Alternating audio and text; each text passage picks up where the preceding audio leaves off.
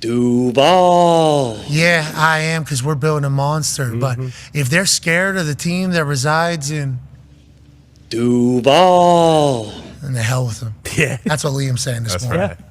I think we can put to bed the whole hey, nothing really happened between. There's a miscommunication between the Bucks and Liam Cohen. This is, like you said, a lot of teams probably do operate under the. Hey, these guys have contracts, so no, you can't interview them. But this is also the Bucks being hey, fuck you, buddy. You're not taking any of the coaches that are on our staff. We haven't forgotten the way you left here. He did just hire the Packers linebackers coach. Campanile? Yeah. The Tony Campanile, who had only been in Green Bay for 1 year as his DC, but the Packers ended up having a top 10 defense this year, so I think that's a pretty solid hire. But we'll see. I mean, like you said, who else is out there? We don't know. Obviously, there are a lot of good coaches in the NFL, but the longer this kind of ticks on, the tougher it's going to be to fill a staff. Here's Coach Campanile. I like that Liam Cohen is bringing this guy and this mindset into his building. Here's from Hard Knocks when he was with the Miami Dolphins. It's going to stop you from doing what you want to do. Okay. Everybody understands ass whooping. Okay? I can go to Greece and somebody start getting their fucking ass whooped. We all understand what's happening. Okay? We're all speaking the same language, right? We might not be able to communicate, but if somebody getting their ass kicked, nothing's lost in translation. Okay? All over the world, they speak ass whooping. Okay? To the day you die. Okay? So here's what I'm saying. Let's eliminate that factor. They can't outwork you. Eliminate that, and let's see what the fuck happens. Let the chips fall where they may. Okay? Let's all just commit to each other. That's what we're gonna do. Don't stop throwing fucking punches. Don't stop attacking the ball. Don't fucking stop finishing blocks, and then we'll see what happens. Hell yeah. I can't wait for Paisan to get down to beautiful Duval. That's the OC. Yeah. That's the DC. Yep. I'm excited to see what Jacksonville becomes. Once again, let's reserve judgment. We think they're going to be great. Joining us now live from Manatee, Ohio. Ladies and gentlemen, college football national champion, Super Bowl champion, Ryder Cup winner, AJ Hawk. Yeah, Hawker. Hawker, how you doing, brother? Doing great. I think Ty's spot on saying the relay race was the innovation that he needed to see in the Pro Bowl game. Did you watch Pro Bowl games last night? Yep. I didn't sit down and watch it from start to finish, but I've seen pretty much the whole thing now over the course of last night and today. 90 minutes of magic. Obviously, the clips are going to go on the internet. Shout to Terry Crews hosting that thing. He had the trivia contest, which led into the quarterback carousel, and then the new games, new challenges. They got rid of the egg toss and the water balloon toss. They did. They did add some other zany things as they try to kind of get this right. AJ, if you were to sit and watch for 90 minutes, your big takeaway would be what, Mr. Hawk?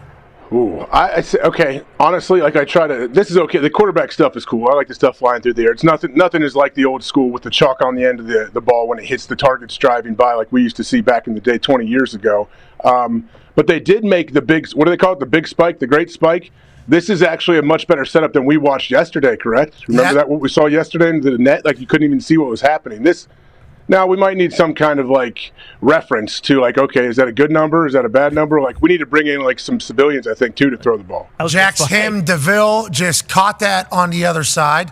Yeah, maybe we should have a normal human spike a ball. Ooh. And say, Have, the ref spike one. Have, the ref say, and he gets, 120. So then if someone gets 2,000, oh, okay, those guys are pretty strong. That's you remember whenever they used to have the punching bag at the bars with the numbers on it? Mm-hmm. And you'd see some drunk go up there and swing, and it's 222. And then you see a barbarian walk up there, and it's 924. It's okay, there's clear difference on who's making real connection and who's not.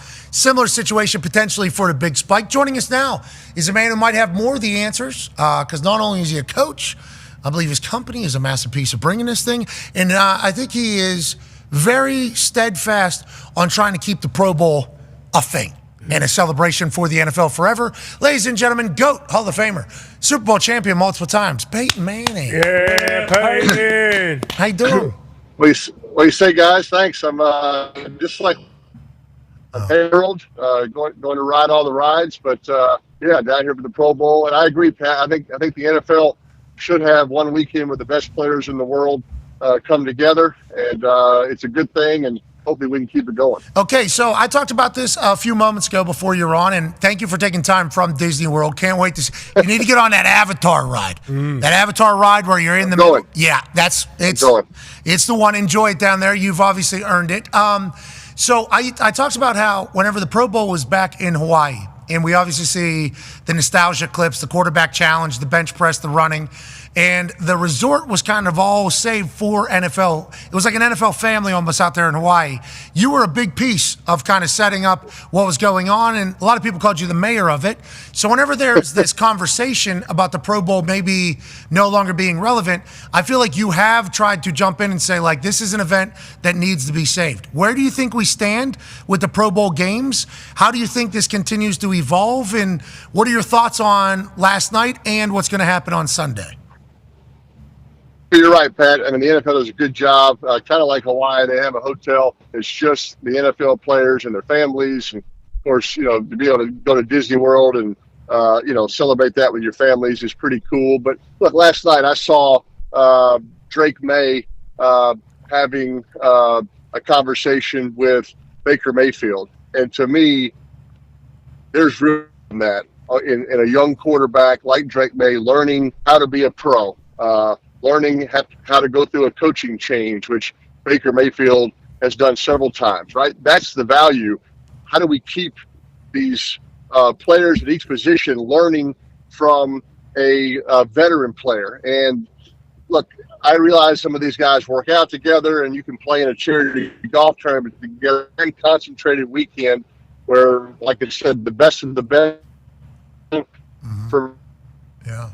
from some veteran quarterbacks. And that's where I saw Ray Lewis have a conversation with Patrick Willis. I saw LaDainian Tomlinson have conversations with Adrian Peterson. That's how we keep the game strong. That's why I think it's important. Yeah, I think so too. I think that camaraderie behind the scenes at the Pro Bowl of all the greats is a massive ordeal. I think celebrating our greats is a massive ordeal. I'll be excited to see how it continues to evolve. Go ahead, AJ.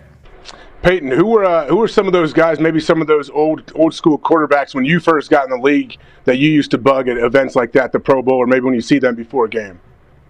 Well, the first Pro Bowl that I played in, Rich Gannon was there, Mark Brunell, and just a couple of veteran guys. I mean, like I said, I had a chance to be around Dan Marino and be around Troy Aikman at a couple of other events. So anytime a young quarterback can be around a veteran, I think you annoy the heck out of him. You ask him as many questions as you can up until he says, all right, enough, kid. Leave me alone. I got to hit this shot.